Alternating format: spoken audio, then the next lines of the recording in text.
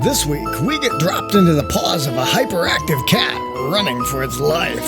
And you may ask yourself, what kind of monster Ghostly would hurt a Whiskers. poor innocent little kitty? What the heck? And this is our review of... Ghostly Whiskers. I'd like to thank the publisher for providing me a review copy of the game. It was developed and self-published by... Games. The game released on January 15th is cross-buy between PlayStation 4 and PlayStation 5 for $8.99.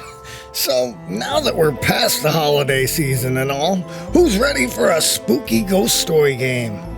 Something tells me they missed the original release date for this one. Either that or maybe spooky tales are just timeless. It just feels to me it's a little late in the season to release a creepy ghost-themed cat game, but hey, tell me this eerie background music just doesn't set the mood. Nostra isn't overly known for making memorable experiences in their games. I got it. Their catalog of almost 700 cheap, easy, and quick completions have really failed to leave much of a lasting impression on me. So I was really pleasantly surprised to fire up Ghostly Whispers to find myself in a dark, stormy home, where you take the role of a customizable feline and explore your new environment while collecting coins, scratching posts, and knocking objects off every ledge. The collectible quests and the rudimentary puzzle-solving skills seem to have really been left on the game design board, as much of the button presses and switch pulling was blatantly obvious here and led me straight down a singular path to the storyline completion. If anything, I constantly wondered why they built so many rooms and areas in the game just to let me run straight through them and not interact with any of the objects or build any sort of interactivity into the world. It really just kind of seems like there could have been a lot more game here than what is currently offered. What we do have here is a quick sub-hour completion that is a delightful co-op mode and allows a friend to run through the game with you together. I really love this and was looking forward to playing through the game with my daughter, but after 2 solo playthroughs, there isn't much here drawing me back into the game. The musical score is delightful and the themed environments were really the highlight of the game, with extremely straightforward and predictable gameplay and progression items. The collectible hats were fun to collect, but they're really only cosmetic, and they provided little to no reason for me to use them, as they provided no new abilities or advancements in gameplay. While we're on the subject of useless items, let's talk about that flashlight. It's prominently showcased on the banner and marketing material here, but has little to no implementation into the game. Seems like it could have really been used as like an in-game tool to help progression, or have some sort of dynamic purpose beyond just a useless trinket.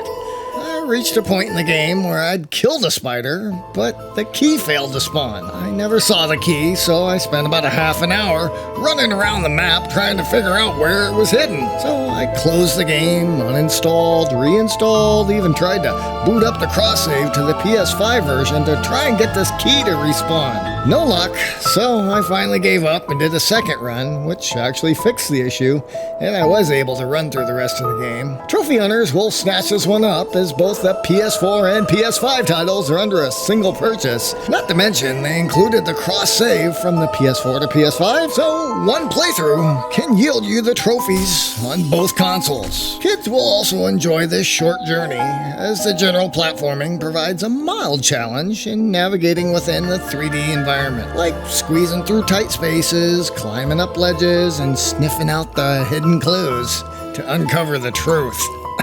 Oh, and boy, it's a doozy. It's too bad. I hate to see developers put together these building blocks and environments only to quickly ship the title and move on to the next. Because I think given a little extra development time here and a deeper, more enriched experience really could have been made. I mean, come on. This is modern game development we're talking about here, right? Because even early NES titles had hidden doors, secret chests, and Easter eggs, and power-ups, which... this has none of that.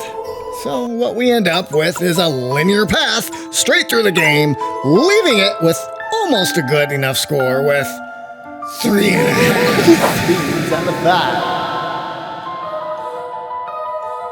Yeah, Well, that wraps up that review right there. Here's some notes I took. Where I put the keys to the truck. So, we make these new review videos every week, so if you're an indie developer or there's something you want to see, I got through everything I wanted to in 2025. If your game didn't get reviewed, it's probably in the backlog. Let us know your thoughts and recommendations in the comments down below. Be sure to visit again next week as we continue to take humorous stabs at some of the industry's new and upcoming titles. Nova Antarctica. Stay safe out there. We'll see you next time on the Frog.